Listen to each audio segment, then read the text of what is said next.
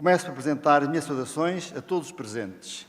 É com muito gosto que participo na sessão de abertura do ano letivo da FEP, que este ano se insere nas comemorações do Dia da Formação Financeira 2012.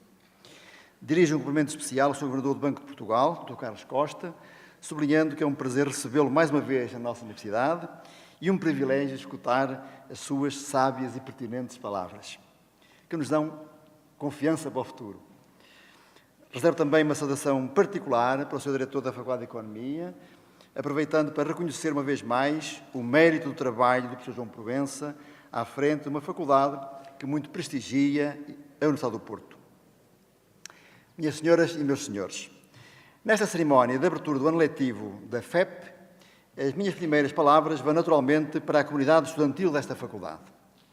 Quero saudar calorosamente o Presidente da Associação de Estudantes desta faculdade, Duarte Magalhães, e todos os estudantes da FEP, desejando-lhes as maiores felicidades académicas e pessoais para o ano letivo 2012-2013. Aproveito também para dar as boas-vindas aos estudantes que agora ingressaram na nossa universidade e nesta faculdade. É com grato prazer que recebemos os novos estudantes, a quem desejamos que este ano letivo seja o início de um percurso académico coroado de realizações pessoais, extraescolares e momentos felizes.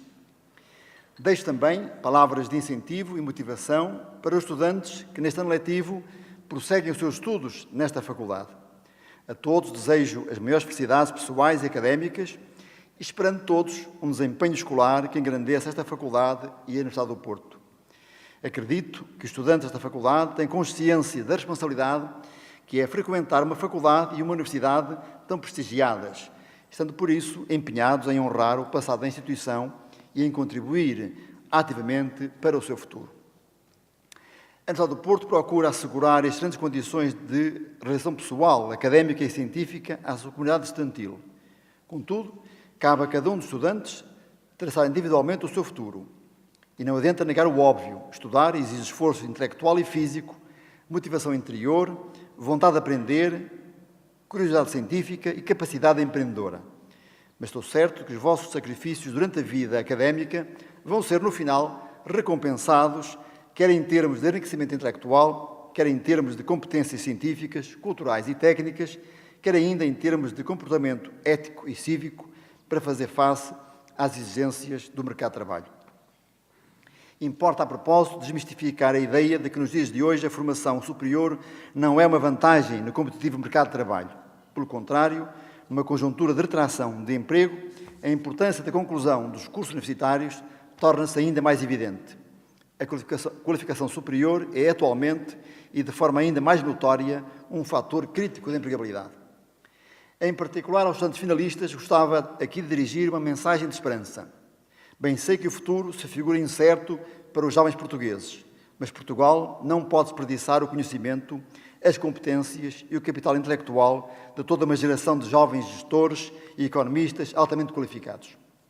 Na atual situação de emergência económica, é ainda mais premente ter qualidade na gestão das empresas, bem como definir estratégias nacionais que promovam a competitividade do país. Também se espera que os graduados da FEP revelem um maior espírito empreendedor, criando eventualmente o seu próprio emprego através de iniciativas empresariais. Neste particular, importa referir que a Universidade do Porto está a implementar uma estratégia de valorização económica do conhecimento que passa, em boa medida, pela promoção do empreendedorismo jovem a partir do UPTEC.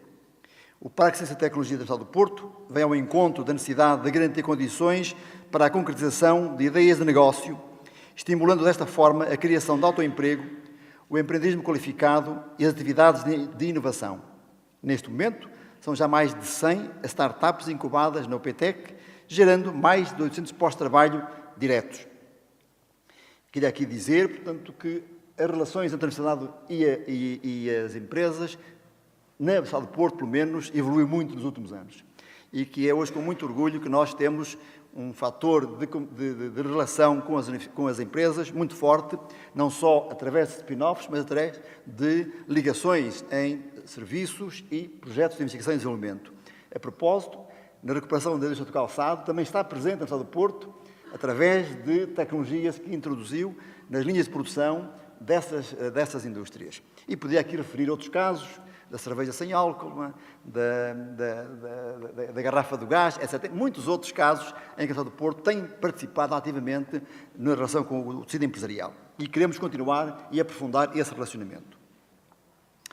Aos docentes, investigadores e funcionários não docentes da FEP, desejo igualmente as maiores felicidades no cumprimento dos respectivos deveres profissionais durante o ano letivo de 2012-2013.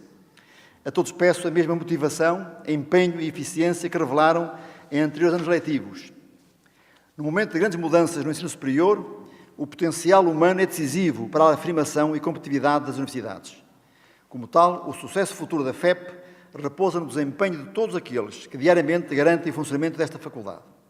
Em consequência, requer-se hoje aos dirigentes, docentes, investigadores e funcionários não docentes uma maior e mais consequente coesão interna. Ultrapassar os obstáculos que a conjuntura nos impõe só se afigura execuível com o empenho de todos, o que significa esforço individual numa lógica de mobilização coletiva. Trabalhar mais e melhor em conjunto é, portanto, o grande desafio para este ano letivo. Acresce que a mobilização da comunidade académica, a coesão dentro do campus universitário e a solidariedade entre unidades orgânicas são fatores essenciais ao progresso da nossa universidade.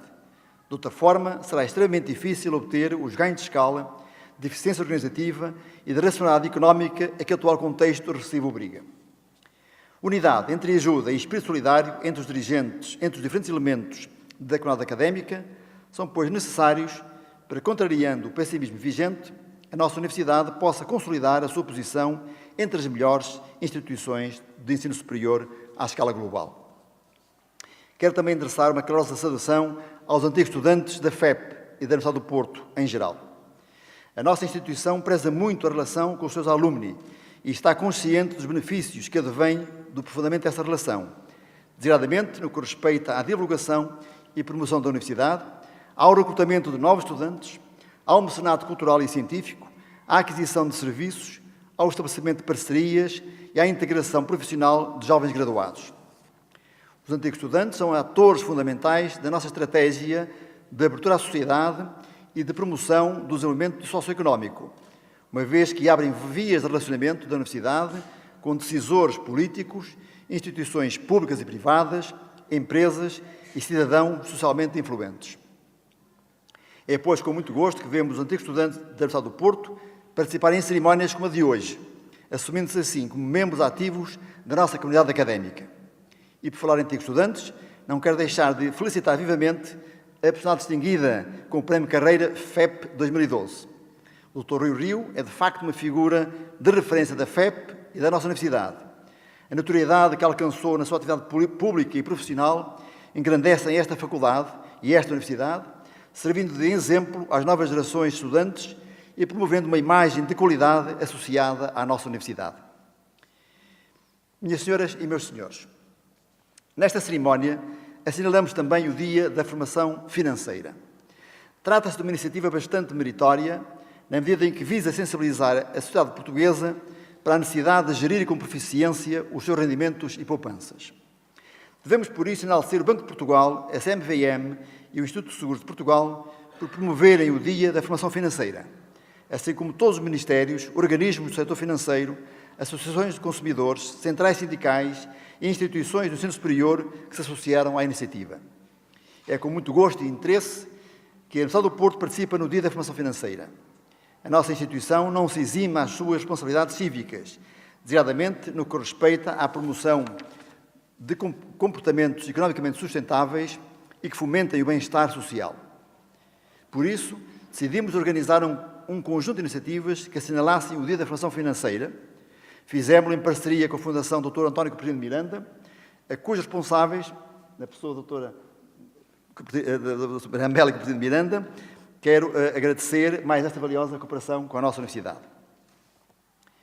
Devo salientar a propósito que a questão da formação financeira tem merecido uma particular atenção por parte da nossa universidade, como demonstra o lançamento da nossa instituição do EDUCAR, Programa de Promoção da Literacia Financeira da Universidade do Porto. Este EDUCAR, que é um símbolo do euro.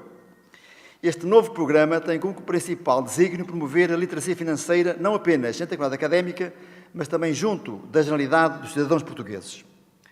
O programa será então aberto à sociedade em geral, contribuindo assim para a formação de cidadãos mais conscientes do valor do dinheiro, seja ele público ou privado. Com o programa Educar, a Universidade do Porto vai colocar à disposição da comunidade o seu capital de conhecimento sobre finanças e outras matérias relevantes para os orçamentos domésticos. Esse capital de conhecimento foi sendo acumulado ao longo de muitos anos de trabalho pedagógico e científico desenvolvido primordialmente nesta faculdade. O programa Educar tem também o propósito de potenciar projetos de investigação sobre finanças, contribuindo assim para o aumento do conhecimento científico relativo a esta área. Conhecimento esse que, jusante, poderá servir para complementar a educação financeira dos cidadãos, para definir novas estratégias nacionais para as finanças públicas ou para ajudar as empresas a implementarem melhores políticas de gestão financeira.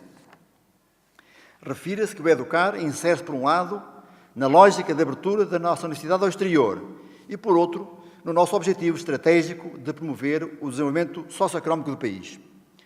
A Universidade do Porto não está fechada numa torre de marfim, reservando para si o conhecimento que produz e escusando-se a qualquer intercâmbio com o resto da sociedade. Pelo contrário, a nossa instituição encontra-se virada para o exterior e disponível para interagir com diferentes públicos, cumprindo assim de forma abrangente a sua função matricial de promoção e difusão do conhecimento. Minhas senhoras e meus senhores, nos últimos anos, os fundamentos da economia de mercado estiveram em causa perante a descoberta de práticas bastante lesivas para o interesse da comunidade, para o desenvolvimento sustentável e para a coesão social. Os comportamentos temerários e excessivos de alguns agentes económicos pareciam ter vencido sobre o sentido ético, com a agravante de tudo hoje se passar à escala global. A crise que emergiu nos Estados Unidos teve, porém, o mérito de alertar para a necessidade de regular e fiscalizar mais eficazmente a atividade financeira. Mas essa inteligência é insuficiente só por si. Há também que preparar os cidadãos para se defenderem perante estratégias comerciais de concessão de crédito mais agressivas, opacas e dúbias. Os cidadãos devem estar bem informados na hora de escolherem os seus produtos e serviços financeiros, de modo a poderem avaliar os respectivos custos e benefícios. Até porque cidadãos mais informados contribuem para tornar mais eficazes as ações de regulação e fiscalização das instituições de crédito. Para além da seleção consciente de produtos e serviços bancários, os cidadãos devem estar aptos a gerir os seus rendimentos e a disciplinarem os seus comportamentos financeiros. Falo, por exemplo, da capacidade de estabelecer prioridades de consumo, de constituir poupança, de planear despesas, de organizar a fiscalidade, de fazer investimentos e de aplicar recursos financeiros. Tudo isto é essencial para garantir a sustentabilidade financeira de cada cidadão e, consequentemente, aprofundar a coesão social do país e promover o bem-estar da comunidade. Aumentar a cultura financeira da comunidade constitui uma obrigação de qualquer regime democrático, tendo em vista a salvaguarda de condições de vida dignas para toda a população. Nesta perspectiva, uma sociedade pouco esclarecida do ponto de vista financeiro será sempre democraticamente deficitária e incapaz de respeitar os direitos humanos na sua plenitude. Fora da esfera individual, o problema da gestão financeira nas instituições públicas é também digno de reflexão e debate. Prevalece no nosso país um sentimento de desconfiança em relação à gestão pública, frequentemente acusada de despesismo. Este sentimento é inclusivamente alimentado pelos decisores políticos, a quem compete definir, regular e supervisionar as entidades públicas. Quem tem a seu cargo a administração de uma qualquer instituição sujeita às regras da gestão pública, vê-se confrontado com uma miríade de normas, estatutos e regulamentos impostos superiormente e que traduzem, no essencial, esse princípio de desconfiança. Partindo da ideia, profundamente injusta, diga-se, de que os gestores públicos são a priori incompetentes, irresponsáveis e laxistas, foi criada uma teia normativa para a gestão pública que se revela bastante mais burocrática do que dissuasora de práticas lesivas do bem comum. A intenção subjacente a essa imensa teia seria a de assegurar a maior transparência administrativa e evitar o desperdício de recursos financeiros. Só que, deste modo, são levantados entraves ao normal funcionamento das instituições públicas. Por ser minucioso, instável, complexo e até confuso, o quadro normativo que regula a gestão pública obriga a que o processo decisório se desenrole com uma lentidão exasperante e que sejam avocados recursos humanos significativos para resolver questões cuja importância à partida não o justificaria. paga assim o justo pelo pecador. Os gestores públicos que souberam adotar modelos de gestão próximos dos cidadãos, orientados para os resultados e sustentados em critérios de qualidade, eficiência e produtividade, perdem capacidade de atuação por causa de regras draconianas destinadas a uma minoria de gestores públicos menos credores de confiança. E esta realidade também se verifica, e por vezes até de um modo mais acentuado, nas instituições públicas dotadas de gestão autónoma, como é o caso das universidades. Os gestores idóneos e responsáveis são também penalizados pelos cortes cegos da despesa pública. Não há hoje, por parte dos decisores políticos, uma discriminação positiva das instituições públicas que, por sua natureza, constituem alavancas de desenvolvimento. Devido a esta falta de estratégia, estão a ser punidas instituições com boa gestão e setores do Estado que contribuem efetivamente para o desenvolvimento do país, como as universidades, laboratórios e unidades de investigação e desenvolvimento. Estamos conscientes de que todas as instituições públicas se têm de sacrificar em nome da consolidação orçamental, fator essencial ao cumprimento das obrigações do país perante os seus credores internacionais, como aqui ouvimos. Neste sentido, a Universidade do Porto e as restantes instituições públicas do ensino superior estão solidárias com o esforço nacional e não se eximem aos sacrifícios pedidos. Contudo, a contínua diminuição das verbas para o ensino superior e a crescente e infernal teia burocrática a que estão a ser sujeitas ameaçam degradar seriamente a qualidade da atividade académica e científica em Portugal, com consequências graves para o futuro do país. Pelo papel que tem na qualificação do capital humano, na valorização económica do conhecimento e na transferência de know-how para as empresas, as instituições de ensino superior são fundamentais para a competitividade do país. Por conseguinte, o estrangulamento financeiro das universidades está a comprometer a recuperação económica de Portugal. Trata-se, pois, de uma má estratégia de gestão pública condicionar o funcionamento das instituições que representam muita da esperança de crescimento futuro da nossa economia. O investimento nas universidades não pode ser considerado um encargo não reprodutivo e muito menos uma forma de despesismo público. Investir no ensino superior tem um retorno evidente na qualificação humana, na criação de conhecimento, na inovação e no empreendedorismo. Assim sendo, qualquer estratégia de crescimento económico deve incluir as instituições do ensino superior, sob pena de se estar a condenar o nosso país a baixos níveis de competitividade internacional e a um mercado de emprego ainda mais rarefeito. Minhas senhoras e meus senhores, quero terminar esta minha intervenção dirigindo a todos, dirigentes, docentes e investigadores, atuais e antigos estudantes, funcionários não docentes, trabalhadores aposentados e jubilados desta faculdade e da nossa universidade, uma palavra de esperança. O nosso passado, com tantas dificuldades e insuficiências vencidas e com tão bons resultados alcançados, como demonstram todos os indicadores atuais, permite-nos ter confiança de que seremos capazes de ultrapassar as dificuldades do momento. Apelo, por isso, a que nos continuemos a empenhar nas nossas atividades cada vez mais unidos e coesos em torno da instituição Universidade do Porto. Perante este cenário de dificuldades, acredito, pois, que só haverá uma atitude a tomar. Fazer desta dificuldade uma oportunidade para construirmos uma estrutura para a Universidade do Porto renovada, mais coesa, aproveitando ainda melhor os seus recursos disponíveis, mais empreendedora, sem receio de enfrentar as mudanças e capaz de transmitir esse espírito aos seus estudantes, fazendo-os mais empreendedores, continuarmos a evoluir na qualidade do ensino e da investigação que realizamos e aumentarmos e diferenciarmos as fontes de financiamento, crescendo muito nas verbas obtidas fora de Portugal. Temos consciência de como é difícil continuar a exercer todas as atividades que nos são pedidas no ambiente em que se vive atualmente em Portugal, com um quadro legal perigosamente instável, com tomada de decisões a nível governamental nem sempre bem meditadas e com consequências mal avaliadas, com a imposição de medidas mal pensadas e logo a seguir retiradas, total ou parcialmente, depois de desgastantes e desmotivantes contestações pelos órgãos do governo das universidades ou suas entidades representativas, com os cortes salariais que nos foram impostos, com a preocupante indefinição de futuro, com a falta de uma estratégia clara para o desenvolvimento socioeconómico do país. O risco de desmotivação e a vontade de baixar os braços é grande. Incumbe aos dirigentes da universidade, quer a nível central, quer local, também eles sujeitos a estes mesmos riscos de cansaço, encontrar as forças, o ânimo, a vontade e a capacidade para se automotivarem e para incutirem a esperança e a motivação a toda a comunidade académica, a fim de que a Universidade do Porto possa continuar a trilhar o caminho de progresso em direção às metas ambiciosas traçadas e possa contribuir ainda mais eficazmente para o desenvolvimento social e económico de Portugal. Muito obrigado.